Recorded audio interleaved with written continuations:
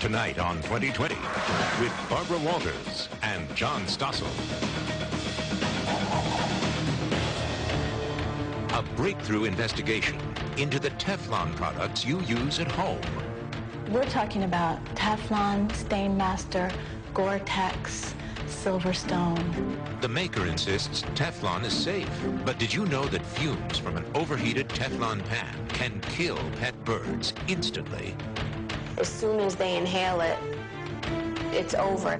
And that those same fumes can give you the Teflon flu. You get some fumes, yes. So you'll feel like you have the flu? You feel like you have the flu temporarily. How long does that last? Temporary, a couple days. Chief Investigative Correspondent Brian Ross with alarming new information about Teflon.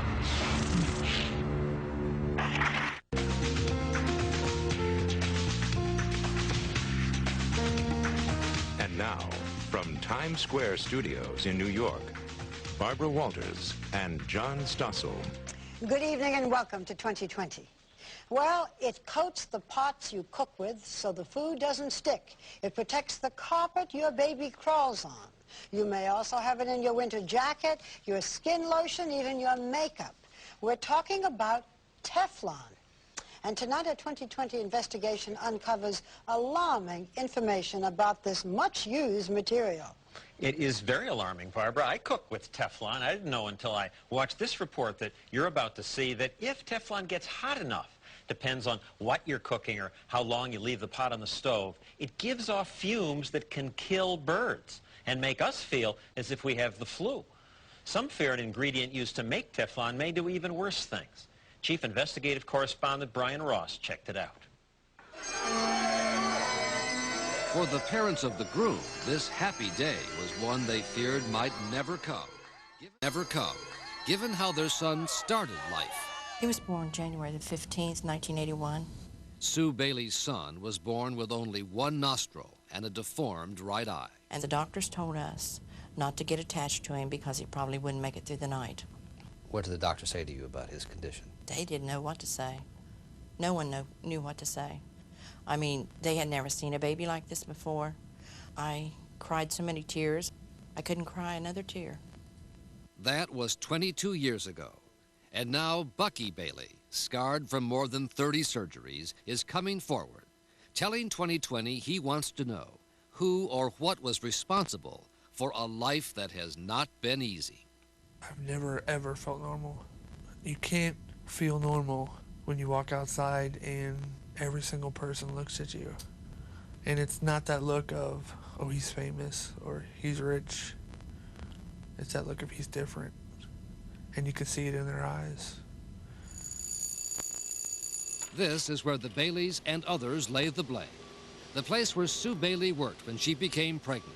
The huge DuPont plant in Parkersburg, West Virginia. The place where they mixed the chemicals for a product advertised as making life easier. Teflon, the famed non-stick surface on pots and pans. In a different form, used to keep stains off carpets and clothing. What DuPont calls the housewife's best friend. Cooking without Teflon just isn't any fun. A $2 billion a year business, all based on chemicals, including a chemical now linked to cancer, organ damage, and other health effects in tests on laboratory animals. The same chemical that was not only in the blood of Bucky Bailey's mother, but, it turns out, in the blood of virtually every American, in small but detectable levels that make this a story that goes far beyond what happened in one town in West Virginia. In retrospect, this may seem like one of the biggest, if not the biggest, mistakes the chemical industry has ever made. Jane Houlihan and Chris Thayer of the Environmental Working Group, an activist organization, have been poring over 20 years' worth of industry and DuPont confidential documents on Teflon. And how could they not be in our blood? They're in such a huge range of consumer products. We're talking about Teflon, Stainmaster, Gore-Tex, Silverstone. So if you buy clothing that's coated with Teflon or something else that protects it from dirt and stains, those chemicals can absorb directly through the skin. According to the federal government, some of the highest blood levels were found in a nationwide sample of children. And even DuPont says it cannot rule out that Teflon-connected products, such as its Stainmaster carpet treatment, give off the chemical, although at blood levels DuPont says are far too small to be a problem. We are confident when we say that the facts, the scientific facts, demonstrate that the material is perfectly safe to use. Uma Chowdhury, a vice president of research, is the DuPont executive chosen to publicly defend Teflon, the company's most valuable brand name.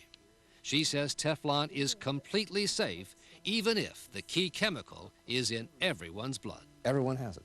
Everyone has it. It's in my blood? Your blood? Possibly.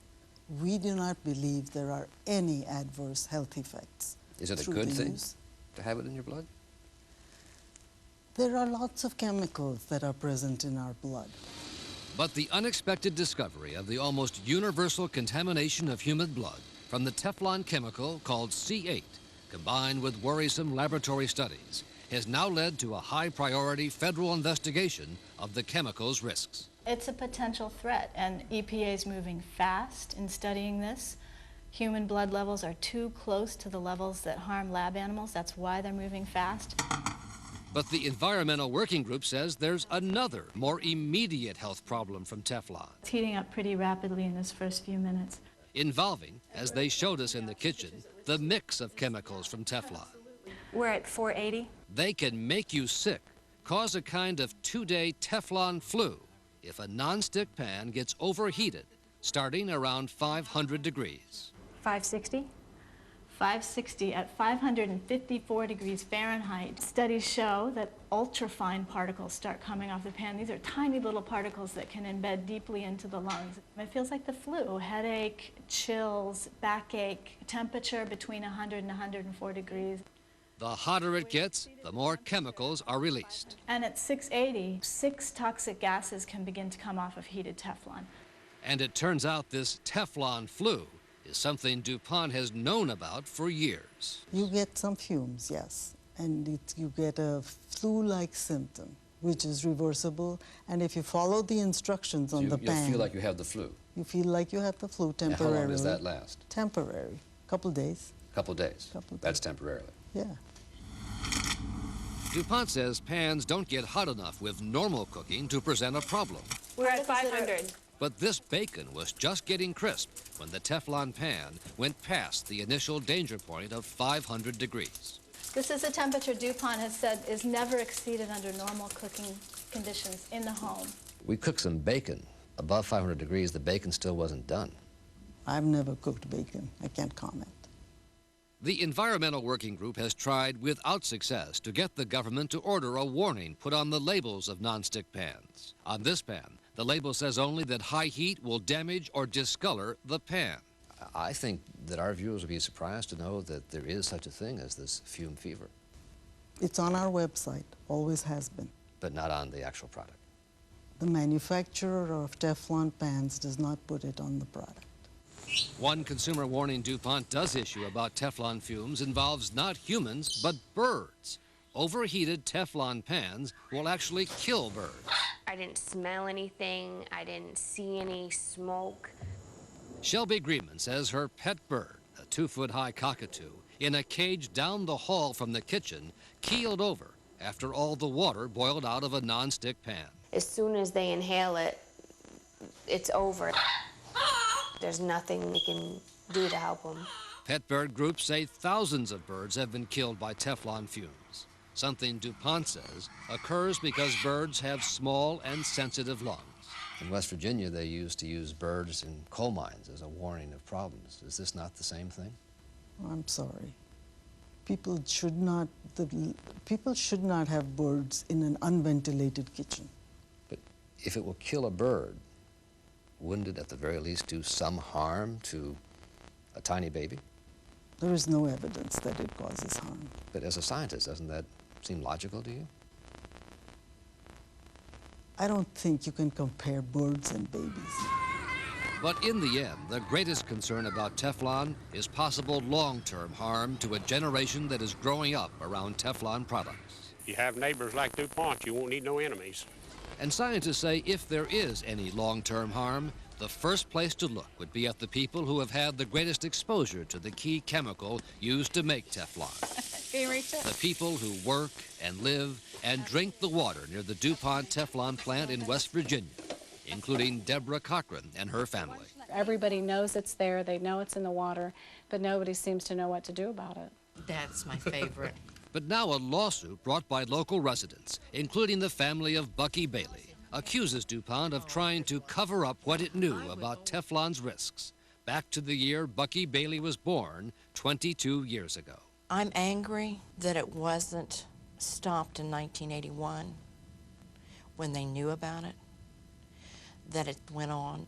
Perhaps most telling, these internal DuPont documents, only now made public, showed the company knew that of 8 women working on the Teflon line in 1981, 2 had children with birth defects. Not just Bucky Bailey's mother, but another mother who 2020 was also able to locate. Her son, too, had a birth defect involving the eye. DuPont should be held accountable for their actions in keeping all this secret from the public.